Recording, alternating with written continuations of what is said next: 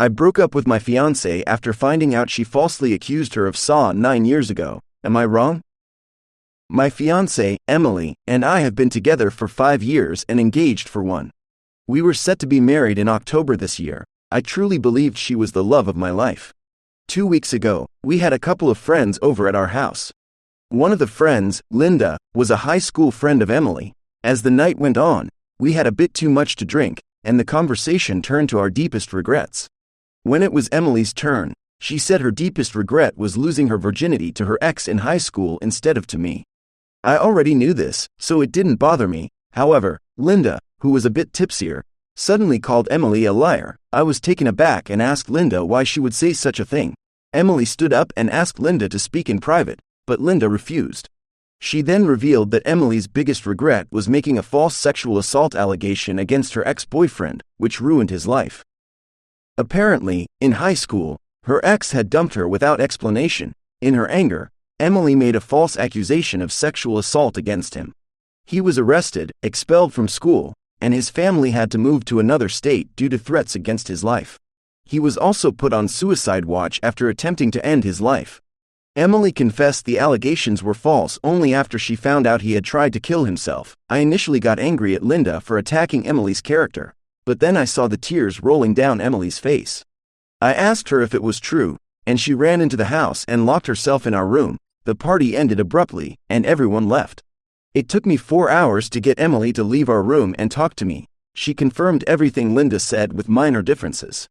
I didn't know what to do, so I let her cry on my shoulder. She kept asking me to forgive her. After getting her to bed, I started to think about what she had done.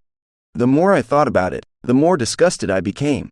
I couldn't sleep that night, and my anger grew. This information shattered my entire image of her. How could someone do something like that to anyone? After hearing her confirm Linda's story, my love for her was replaced with anger. On Saturday night, I decided to break up with her because I couldn't live with the uncertainty of what else she might lie about. On Sunday morning, I sat her down and asked her to tell me the story again. She repeated what she had said on Friday night. I told her I couldn't be in a relationship with her anymore. She broke down, crying and mumbling apologies. I wasn't in a good emotional state myself, so I called our parents. I told them we broke up but didn't give a reason. I asked her parents to come and pick her up and asked mine to come because I was losing it. Her parents arrived first. Her mom went directly to her to comfort her, and her dad asked me what happened.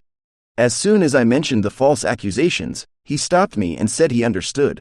He packed some of her things while Emily kept asking me to forgive her. On their way out, her father said he would be in touch to get the rest of her things later. I know I make it sound quick and easy, but it took about 30 minutes. An hour later, my parents arrived. As soon as I saw my father, I broke down. He had to hold me up. I literally cried myself to sleep while my father held me. This was the first time I was able to sleep since Friday night. I woke up to my mom cooking dinner. My father asked if I was okay, and I couldn't answer. My mother asked what happened, and I started crying again.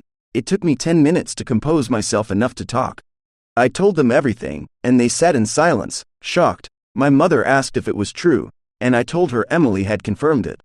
We sat in silence the rest of the night, with my dad constantly checking on me. On Monday, I woke up to find my dad gone and just my mom in the house. She told me he went to their house but would be back soon. My mom answered my phone when my manager called because I was a no-show at work. I got 2 weeks off.